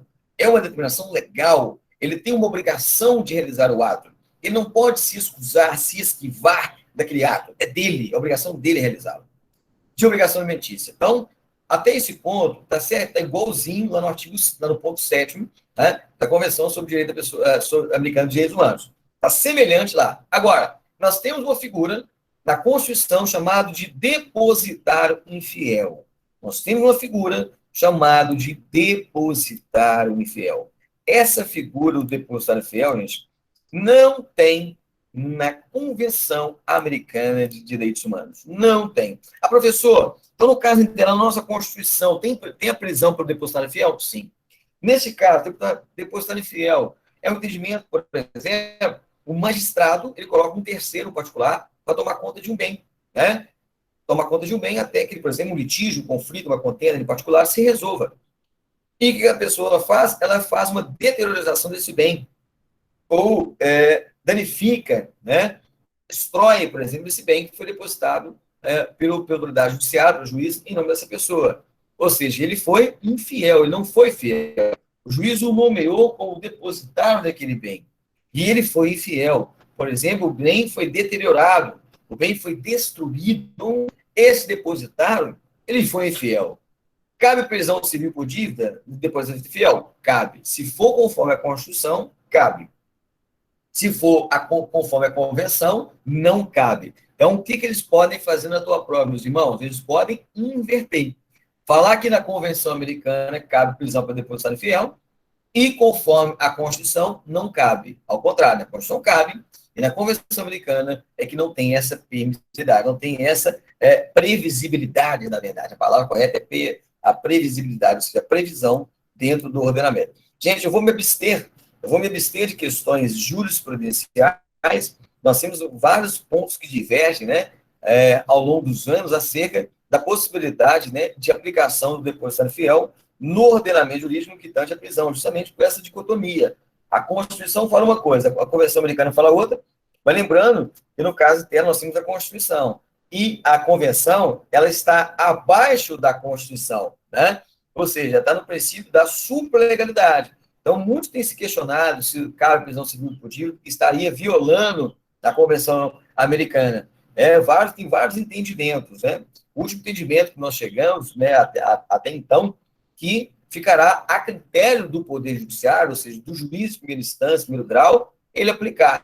Ou se aplica a questão lá da Convenção Americana, o princípio do juiz natural, o princípio lá do ato motivado do magistrado, se cabe a prisão civil por depositário infiel ou não, né? Conforme a Constituição ou conforme a Convenção Americana de Direitos Humanos. Deu essa liberdade dentro do poder discricionário da conveniência e oportunidade do magistrado decidir o que é melhor para o caso interno. Tá joia? É importante atacar nisso aí. Artigo 8º, garantias judiciais. Olha lá. Toda pessoa tem o direito de ser ouvida, né? Com as garantias e dentro do prazo razoável, ou no tribunal competente, tranquilo, independente, imparcial. Gente, lembrando que todos os tribunais nossos, eles são independentes e imparciais, né? Tem que se respeitar. Estabelecido anteriormente por lei, né? Princípio da neutralidade legal, na apuração de qualquer acusação, olha lá, contra ela, ou seja, princípio da neutralidade legal, tem que se garantir, né, a questão da presunção de inocência, né, da acusação penal formulada contra ela, ou para que se determine os seus direitos e obrigações de natureza civil, trabalhista, fiscal ou qualquer outra natureza. Então, gente, tem o direito, né, às garantias judiciais do devido processo, né, gente? A questão, inclusive, da não autoincriminação, né, o direito à presunção de inocência no caso interno. Olha lá, então é o que estabelece aqui o ponto segundo lá. Toda pessoa acusada de um delito tem direito a ser tem direito a que se presuma inocência, a sua inocência. Vamos destacar isso aqui. Até que se prove o quê? A culpabilidade. Olha aqui, ó. Enquanto não se comprove legalmente a sua culpa. Professor, o cidadão João foi condenado em primeira instância. João exauriu, perdeu a sua presunção de inocência? Não, porque João ainda ele pode exercer o duplo grau de jurisdição, né? E tem o direito ao recurso. Então, e a N ainda presume o que, pessoal? A sua inocência, até a sua culpabilidade ser exaurida, confirmada a sua culpabilidade. Então, aqui no caso, gente, presuma sua inocência, presunção de inocência, até que se comprove a sua culpabilidade. Tá joia? Olha lá, as garantias do processo. Olha lá. Direito de ser acusado, ser assistido ou tradutor, intérprete, né? Tranquilo. Comunicação prévia, permemorizada da acusação formulária, isso é importante destacar. Então, tem que saber daquilo que está se pesando, aquilo que está sendo acusado em seu desfavor, tá joia? Olha lá. Acusação, concessão ao acusado de tempo e dos meios adequados para a preparação de sua defesa, tranquilo? Ou seja, tem que ter o tempo adequado, né, para a sua defesa, sem estresse. Direito ao acusado de defender-se, olha lá, de acusado de defender-se pessoalmente ou ser assistido por defensor de sua escolha, ou seja, por meio do advogado que constituir a professora, tem um advogado. Aí, no caso, defensoria pública, desde que tenha o quê? Insuficiência de recursos. Nós iremos ver isso na Constituição Federal. Não. E comunicar-se livremente, em particular, com o seu defensor. Então, esse é outro garantia do Estatuto da OAB que prevê, né, o direito de conversar, né, com o seu advogado de maneira particular, né, reservada, né. É interessante nós termos essa figura também aí, no caso em tela, da lei de abuso de autoridade. Ele tem esse direito de conversar, né, de comunicar-se com o seu cliente, né, de maneira reservada, tá? É importante sacar. Olha lá, direito irrenunciável de ser assistido por um defensor proporcionado pelo Estado, né? No caso aí, a gente tem os defensores públicos, né? Que é aquele que tem insuficiente recurso, olha lá, remunerado ou não, se a legislação interna, se o acusado não se defender, ele próprio nem nomear defensor dentro do prazo estabelecido pela lei. Tá joia? Então, tem o direito aí do advogado do Estado, chamamos de defensores públicos. Direito da defesa de inquirir testemunhas presentes no tribunal, ou seja, tem o direito lá, né, de ir lá contrapor, né, de apresentar testemunhas, ou seja, de produção de prova contra si, né, gente? É o direito ao devido processo, né, ao direito de produção de provas, né? Vamos lá. Obter comparecimento lá, como testemunhas, peritos e outras pessoas que possam lançar luz aos fatos, que possam esclarecer aos fatos. Direito a não ser obrigado a depor contra si, nem a declarar a culpada, declarar-se culpado. Gente, isso aqui é importante mais. Direito à não culpabilidade. O direito à presunção de inocência. Direito à não autoincriminação. Vamos colocar aqui, gente? Vamos colocar aqui, importante, ó. Direito a não culpabilidade. A não culpa, autoculpabilidade.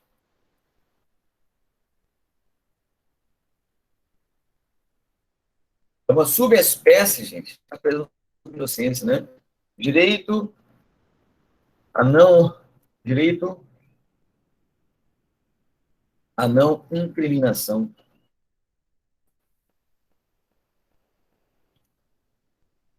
É uma subespécie da presunção de inocência, né? Direito a não autoculpabilidade.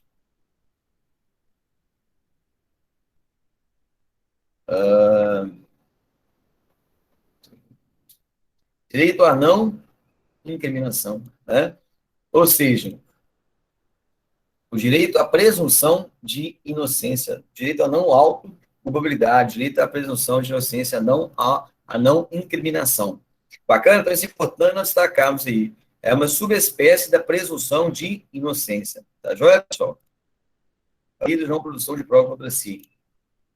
Olha que interessante, o direito de recorrer da sentença para o juiz ou tribunal superior.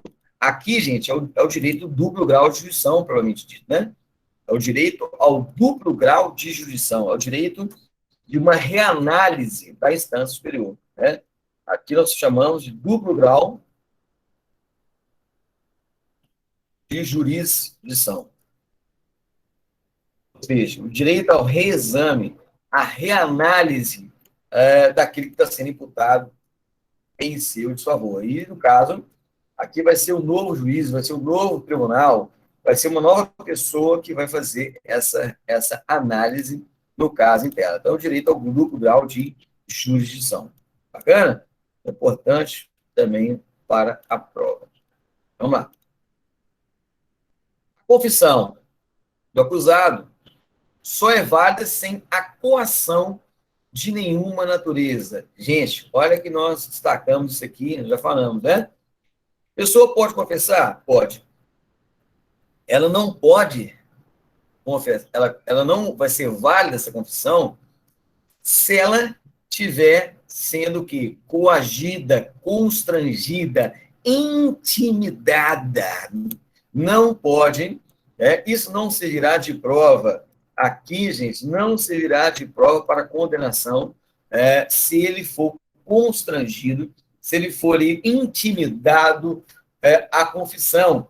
Então, no caso em tela, não há que se falar, né, em condenação no caso em tela. Essa prova não vai ser analisada, porque, na verdade, é uma prova ilegal. Nós temos a figura da Lei 9455 de 97, Lei 9455 de 97, seu artigo 1º, inciso 1º, a linha A. Olha aí, ó. Olha a figura. Vamos colocar isso aí na prova, hein? Vamos aprender isso aí, hein, pessoal? Vamos colocar esse destaque aí, ó. Olha aí, ó. Vamos dar esse destaque aí para a prova, hein? Olha lá, olha lá. Vou colocar aqui, ó, configura a tortura. Configura, tá? Vou colocar aqui uma letra aqui para dar esse destaque, ó. Nós temos a lei 9455/97, que trata da lei de tortura. Olha aí, ó. Vamos dar esse destaque aí, pessoal. Dá esse destaque, hein? Olha aí, ó. Olha o tipo penal. Como constitui crime de tortura lá? Constranger. Professor, o que é o constranger? É a coação, é a intimidação. E qual a finalidade aqui? Confissão. Olha lá. Com fins de informação, declaração, confissão de vítima de terceira pessoa. Então, no caso em tela, configura tortura, gente. Além do caso, a pessoa não ser condenada pelo fato dela ter confessado, vai gerar o quê? Tortura para os agentes da lei. Então, é importante nós destacarmos isso para a sua prova. Então, lá, o constrangimento, a intimidação, tá? A coação configura crime de tortura. Então, a confissão do acusado só é válida sem coação de nenhuma natureza. Então, se houver a coação, gente, a gente chama isso de fruto da árvore envenenada. Aquela prova, ela não servirá, a confissão não servirá de prova para condenar aquele acusado, e sim para configurar tortura pelos agentes da lei. Tá joia? Então, é importante nós destacarmos isso aí para sua prova. Então, fique atento a isso aí. Beleza? Vamos lá. O acusado absolvido por sentença passada em julgado não poderá ser submetido por novo processo pelos mesmos fatos. Gente, olha que interessante destacar isso aqui. Boa questão de prova.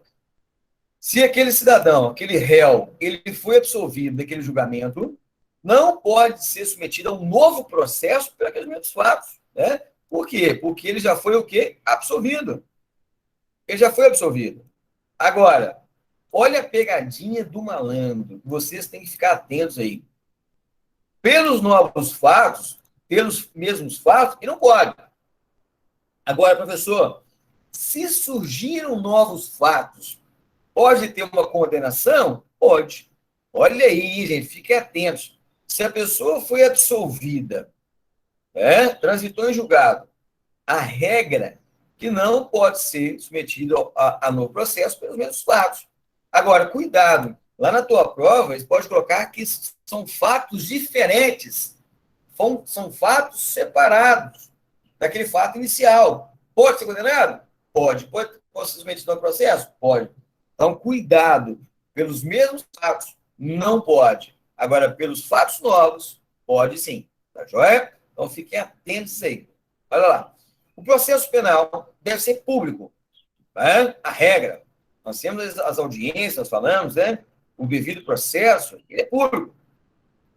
Salvo necessário para preservar os interesses da justiça. E também, por exemplo, da intimidade, nós já vimos na declaração, né? O da intimidade, por exemplo, no caso, vara da família, que é de foro íntimo, né? Mas a regra é a publicidade. Princípio da legalidade e da retroatividade. Gente, só para a gente relembrar. Não há crime sem lei anterior que defina, nem pena sem prévia combinação legal. É o princípio da legalidade, é o princípio da anterioridade legal. Vamos lá. Ninguém poderá ser condenado por atos ou omissões que, no momento, olha lá, pessoal, não constituam um delito. Ou seja, o princípio da anterioridade legal. Não há que se falar em punibilidade se não tiver o quê? Uma lei, tá? Que naquele momento constitua ato criminoso. Então, ninguém pode ser condenado lá. No momento que foram cometidos, não constitui delito. Tá? Ou seja, o princípio da autoridade legal não é delito, então não há que se falar em culpabilidade, em tipicidade criminal. Nem tampouco poderá se impor pena mais grave do que aplicado no momento da ocorrência do delito. É também a mesma coisa, o princípio da irretroatividade, maléfica, prejudicial. Né?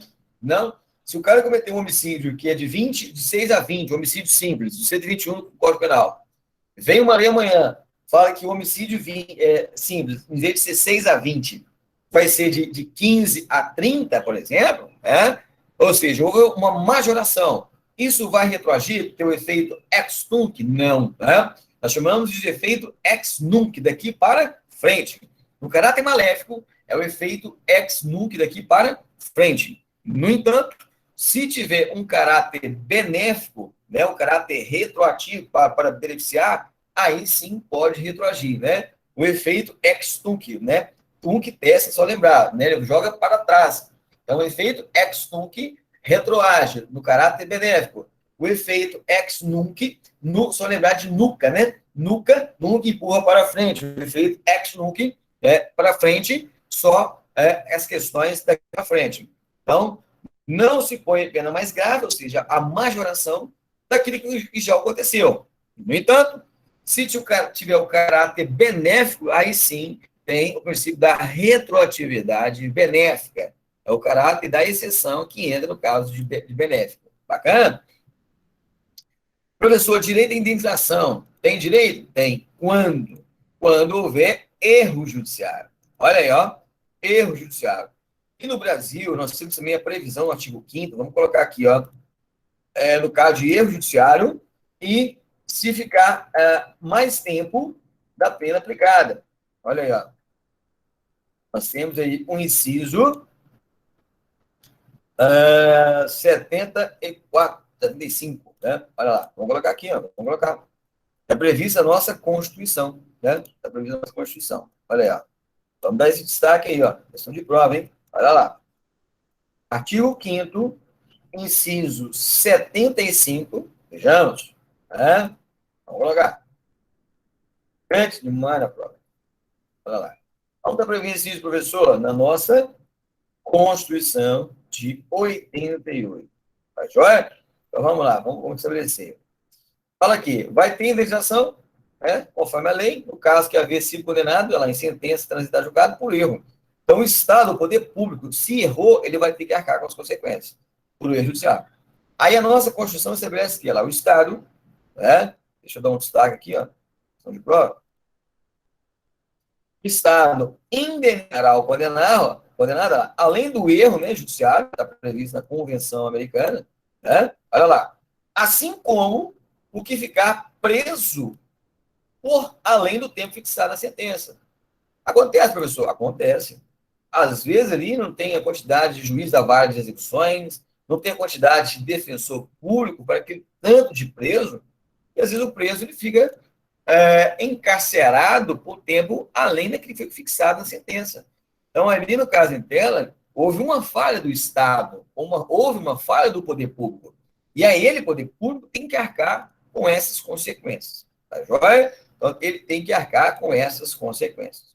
Olha aí, ó, vamos dar continuidade ao nosso estudo. Olha lá. Vejamos. Ninguém pode ser objeto de ingerências e arbitrárias ou abusivas em sua vida privada, né? Semelhante aí à Declaração de Direitos Humanos, né? Declaração Universal. Nós temos direito à privacidade, à vida da família, o domicílio, né? Nós já falamos, né, gente? A questão lá da casa, um asilo inviolável, né? Ninguém podendo penetrar. Olha lá, até coloquei aqui, ó, sem o consentimento do morador, né? Exceto em flagrante delito, pesar-se, prestar socorro, ou durante o dia, por ordem judicial. E falamos também, né, no caso de abuso de autoridade, o artigo 22, inciso 3º da nova lei de abuso de autoridade, a lei 13.869, que trata do cumprimento de mandado de busca e apreensão entre as 21 e 5 horas da manhã, configura também abuso de autoridade. Então, no caso em tela, nós temos esse resguardo da vida privada, domicílio e a correspondência. Nós já falamos também, né? Que é inviolável o sigilo de correspondência, lá, as comunicações telegráficas, dados, comunicações telefônicas, salvo no último caso, né? Das comunicações telefônicas, por ordem do juiz nas situações de investigação criminal e instrução processual penal, né? As comunicações telefônicas, né? A gente tem a quebra do sigilo telefônico e a interceptação telefônica. Nós temos também agora a figura do pacote anticrime da Lei 13.964, que é o artigo, acrescentou o artigo 8º-A da Lei 92.96, as questões da captação ambiental, né? Essa interceptação telefônica. Então, tem essa possibilidade, tá joia? Nem ofensa ilegal à sua honra ou reputação. Também lembrando que, se houver, vai responder pelos crimes, né? Injúria, calúnia ou difamação, né? Conforme a conduta praticada. Tá joia? Vamos lá. 13. Toda pessoa tem o direito de liberdade de pensamento e expressão, né? Tranquilo, né, gente? Olha lá. Verbalmente, por escrito ou de outra forma, impressa ou artística, né? A gente tem liberdade de expressão. Lembrando que o meu direito termina quando inicio dos demais. Olha lá. O exercício de direito previsto no inciso precedente não pode estar sujeito à censura prévia. Lá. A gente o direito à não censura, né, prévia, mais responsabilidade ulterior, né? Quem que deve ser expressamente fixado pela lei, se necessário, para assegurar lá, o respeito aos direitos e reputação das demais pessoas. Então, lembrando que o meu direito termina no direito dos demais. Então, eu posso muito bem falar aquilo que eu bem entender? Sim. Em rede social? Sim. Mas lembrando que essa livre pensamento e expressão, ela não essa liberdade de expressão não é absoluta. Ela é relativa, porque pode gerar o quê? Olha lá, responsabilidade, o quê, pessoal? Ulterior. Quando gera a responsabilidade ulterior? Olha lá, quando lá houver o desrespeito, né? Olha lá, a reputação das demais pessoas. Então, no caso dela, tem que se respeitar, tá joia? O direito à lei, o direito à lei. Não se pode restringir, olha lá, o direito de expressão por via de meios indiretos, olha lá, papel de imprensa, frequências, né, radioelétricas, ou de equipamentos, aparelhos de uso de difusão de informação, por exemplo, rádio, televisão, não pode, né? A nossa Constituição já estabelece lá, é assegurado a todos o acesso à informação, resguardado o sigilo da fonte, quando necessários ao exercício o quê, pessoal? Profissional, né? Então, a imprensa tem essa liberdade, a liberdade de imprensa é um direito constitucional, é um direito supralegal que deve ser respeitado tanto em âmbito internacional quanto em âmbito nacional no Estado brasileiro. A lei pode submeter a espetáculos públicos a censura prévia, né? O objetivo lá, por exemplo, lá, põe lá entrada em shows, em eventos, em bares, não pode entrar menor de 16, 14, por quê? Questões de proteção moral da infância e da juventude. Olha que interessante, a própria Convenção já estabelece algumas particularidades que o próprio Estatuto da Criança e Adolescente nosso, a Lei 8069, já vem estabelecendo. Tá joia? Importante destacar. A lei deve proibir toda propaganda a favor da guerra. Olha aí, pessoal, importante destacar, hein? Olha aí, ó. A lei deve proibir toda propaganda a favor da guerra, apologia, ou seja, né, aquele entusiasmo, aquela referência, aquele apoio, né? Aquele entusiasmo, nós chamamos de apologia ao ódio nacional, racial ou religioso. Isso aí, gente, isso é segregação. Ao que aconteceu lá em Auschwitz, né? A situação do Holocausto para com os judeus na Alemanha, na Segunda Guerra Mundial, dos alemães em detrimento dos judeus em Auschwitz, né? As questões lá da segregação, de apologia ao ódio, né? Em desfavor para com os judeus. Então, no caso, entenda, não há que se fazer, né, aquele critério nazifascismo, né, de separação, a xenofobia, aquela separação entre raças, né? Não há que se falar em raças, nós temos uma raça só, chamada de raça humana, né? Então, além de proibir toda propaganda a favor da guerra, apologia ao ódio nacional, racial, religioso, olha lá, que constitui o quê, pessoal? A incitação à discriminação, à hostilidade, ao crime ou à violência. Inclusive, nós temos essa previsibilidade, gente, na lei de racismo, na lei 77.1639, que é o artigo 20, parágrafo 1º, fala que, olha lá, fabricar, comercializar, distribuir ou veicular símbolos, emblemas, ornamentos, distintivos ou propaganda que utilize lá a cruz suástica ou gamada, né, para fins de divulgação do nazismo. Aqui, gente, a própria lei estabelece que é proibido no ordenamento jurídico a propaganda, justamente o nazismo, aquelas questões totalmente de apologia à violência, né, à segregação que aconteceu no Holocausto, nas situações lá para com os judeus, né, a morte dos judeus em campos de concentração, né, relacionado lá na Segunda Guerra Mundial. Então, é proibido quaisquer tipos de apologia nesse sentido, que gera a discriminação, a segregação, no que tange as questões procedência nacional, racial ou religioso. Tá joia? Então, é importante nós destacarmos isso aí para a prova também. Direito de retificação ou de resposta. Também tem essa previsão no artigo 5º. O direito proporcional ao agravo, né, além da indenização por danos morais e materiais decorrentes dessa violação. Olha lá.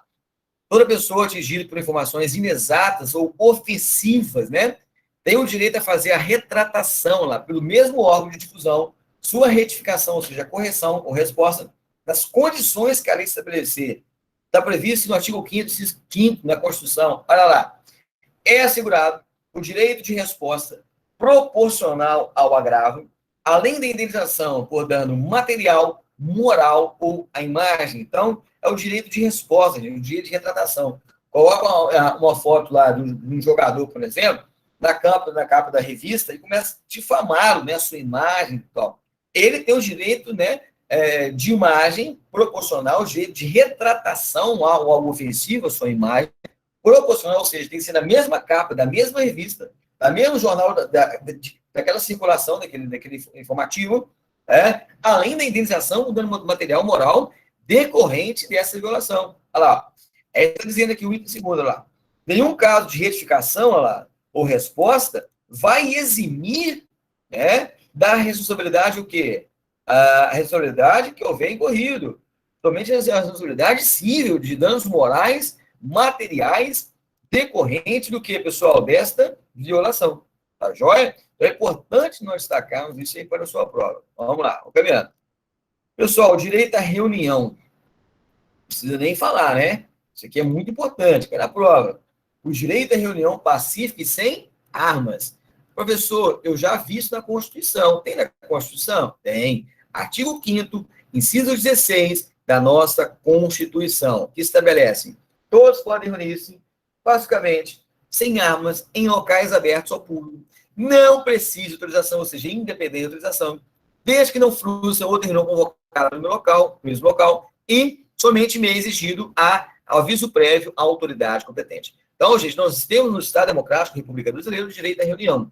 Lembrando que é reunião pacífica e sem armas. Tá joia? Então, gente, isso corrobora, isso vem convalidando aquilo que a gente tem na nossa própria Constituição, no seu artigo 5º, inciso 16. Isso é uma boa questão na tua prova, hein, gente? Tranquilo? Fiquem atentos aí. Vamos lá, vamos caminhando. Direito à liberdade de associação também. Nós já trabalhamos isso aqui na Declaração Universal de Direitos Humanos, trabalhamos também, e vamos trabalhar na Constituição Federal, tema de grande importância, de grande relevância para a sua prova, que é o direito à liberdade de associação. Sabendo que a Constituição também prescreve no seu artigo 5º, inciso 17, que é permitido a associação vedada de caráter, o que, amigos? Paramilitar.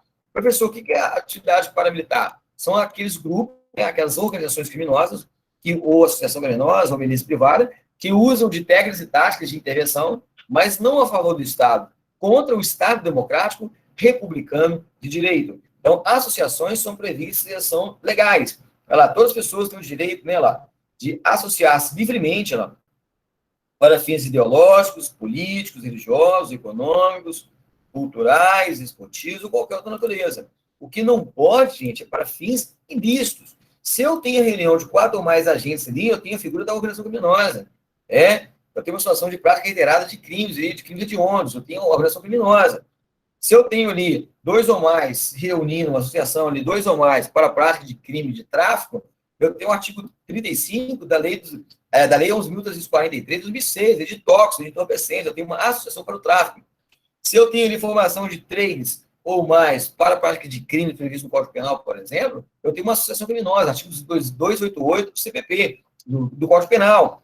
Então, eu tenho, no caso em tela, uma associação para o crime. Então, isso é proibido, isso é expugnado na ordem jurídica. No entanto, pode o quê? Associação, desde que seja lícita para fins ideológicos, religiosos, políticos, econômicos, questões trabalhistas, sociais, culturais, esportivos, tudo bem.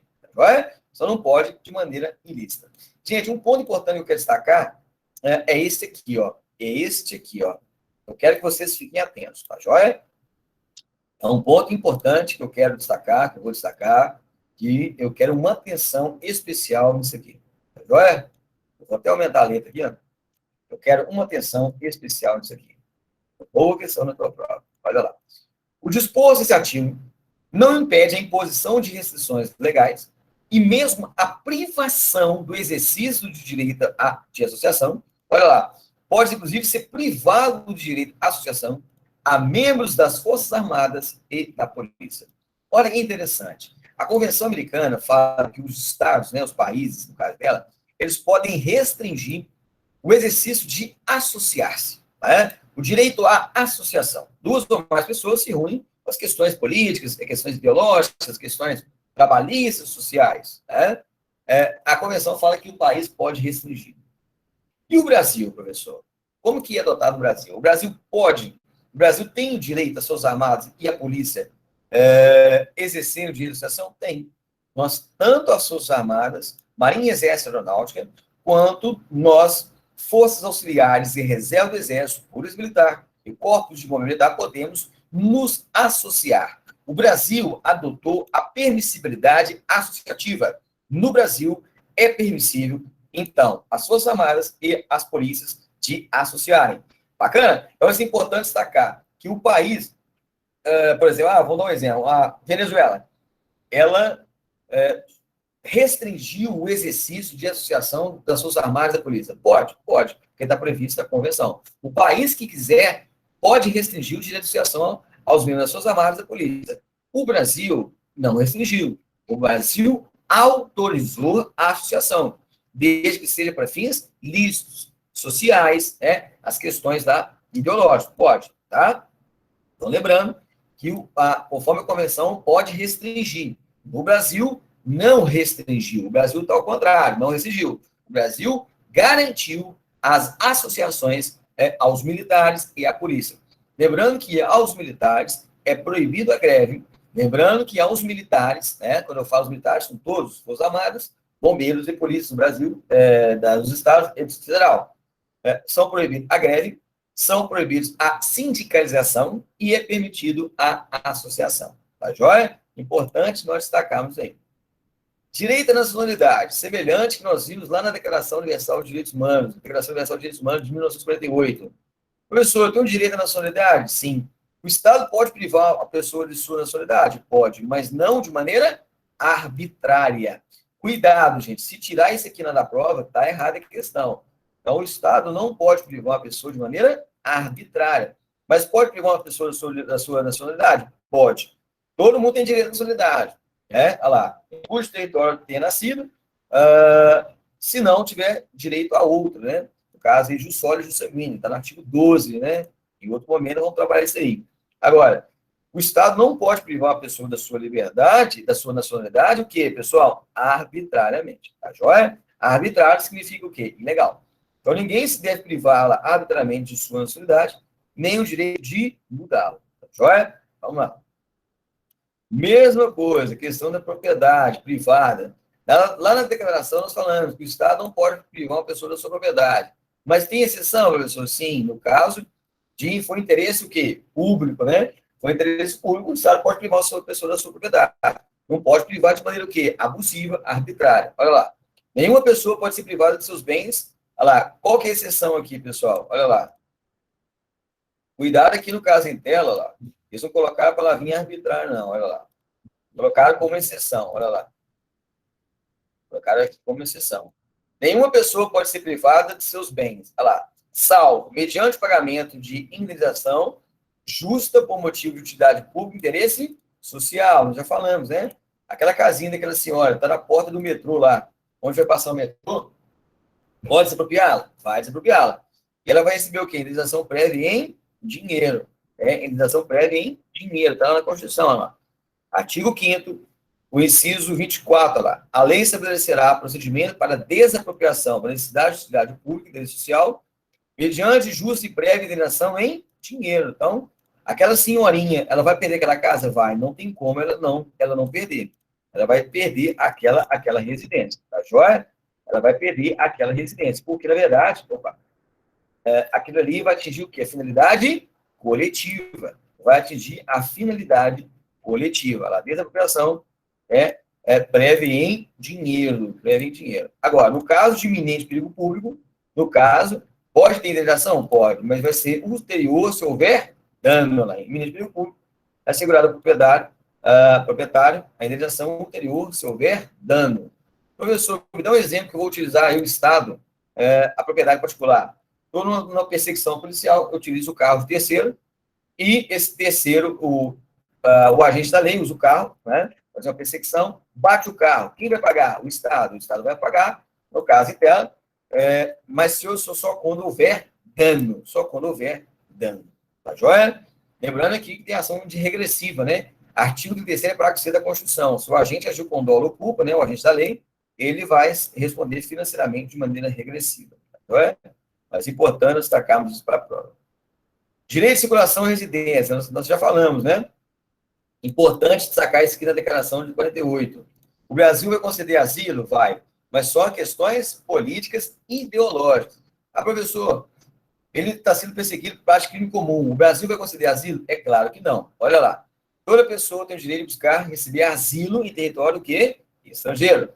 Em caso de perseguição lá, por delitos, o quê, pessoal? Políticos ou comuns conexos com delitos políticos. Agora, se a pessoa está cometendo um crime comum, vem para o Brasil, esse direito pode ser invocado? Não, não pode ser invocado, porque está cometendo crime comum. Aqui no caso em tela, gente, o asilo vai ser concedido só questões políticas e ideológicas, tá, gente? Uma boa questão de prova aí, hein? Então tem que ficar atento, tá joia?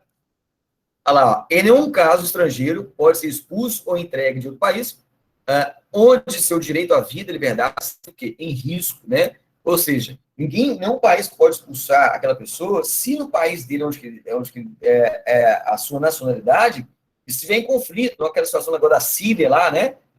Não pode mandar voltar, né? Os europeus, né? Determinando que sejam voltados lá para aquele país de origem, né?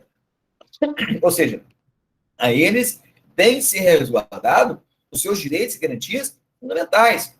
Olha lá, em risco da violação da sua raça, nacionalidade, religião, condição social e suas opiniões políticas, né? É proibida a expulsão coletiva de estrangeiros, justamente no respeito ao que, pessoal? Ao respeito à dignidade humana, ao chamado mínimo existencial para que a pessoa não viva na situação de miserabilidade. Tem que ser respeitado mesmo, tem que ser respeitado. Suspensão de garantia, gente, isso aqui é importante destacar. Para a gente finalizar o nosso conteúdo, eu quero destacar esse ponto aqui na situação de guerra. Professor, tem normas internacionais que prescrevem as situações de guerra, de conflito? Temos, né? Nós temos várias normas, por exemplo, a Convenção de Haia, a Convenção de Genebra, que fala sobre as questões de guerra, né, de conflito armado bélico, né? As questões bélicas, né, de conflito, questões de guerra. Olha aí, pessoal. E aqui a OEA, ela trouxe algumas particularidades no caso de guerra, né, relacionado aí às intervenções, no caso de conflito relacionado à guerra. Olha lá. Em caso de guerra, perigo público ou de outra emergência que ameaça a independência e segurança, por exemplo, do país, este poderá adotar disposições que, na medida e no tempo estritamente limitados, ou seja, tem que ser a medida certa e um tempo certo, né? Ou seja, tem que ser limitado um tempo certo, pode suspender as obrigações contraídas na Constituição, desde que não sejam incompatíveis com as demais obrigações. Ou seja, pode suspender alguns direitos das pessoas? Pode. Nós veremos aqui agora, é importante destacar. Pode suspender alguns direitos? Pode. Olha lá.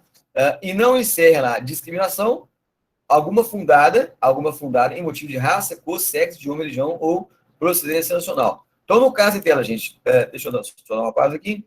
Então, pode, no caso de guerra declarada, suspender alguns direitos delimitados nessa convenção? Pode. E alguns outros direitos não pode suspender? Não pode. Vamos ver aqui agora o que pode suspender e o que não pode suspender. Então, no caso de guerra declarada, nós temos aí o Estado parte, tá? Em uma situação de guerra, de conflito armado, por exemplo. Ele não pode suspender, olha lá, pessoal, não autoriza a suspensão desses direitos aqui, ó. Não autoriza, mesmo caso de guerra, né? Não autoriza. Quais são os direitos, professor? Reconhecimento de personalidade jurídica, questão da concepção, né? Direito à vida, a integridade pessoal, proibição de escravidão e servidão, princípio de legalidade e retroatividade, liberdade de consciência e religião, proteção da família, do nome, da criança, adolescente, da criança, da nacionalidade, direitos políticos, nem as garantias indispensáveis para a proteção dos direitos. Então, mesmo no caso de guerra declarada, aqui não pode suspender esses direitos fundamentais. Agora, quais são os direitos que podem ser suspensos, professor? Olha lá. Pode suspender direito à liberdade, algumas garantias constitucionais, por exemplo, a duração razoável do processo, a proteção de honra e dignidade, interessante aqui, né, gente?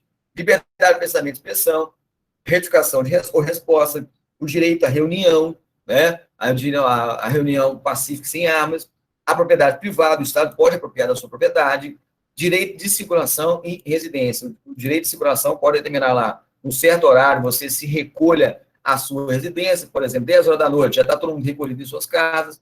Pode fazer isso? Pode. Então, gente, esses são os pontos principais da Convenção Americana de Direitos Humanos, chamado de Pacto São José da Costa Rica. Bacana? Um grande abraço, até mais e a próxima aula. Valeu!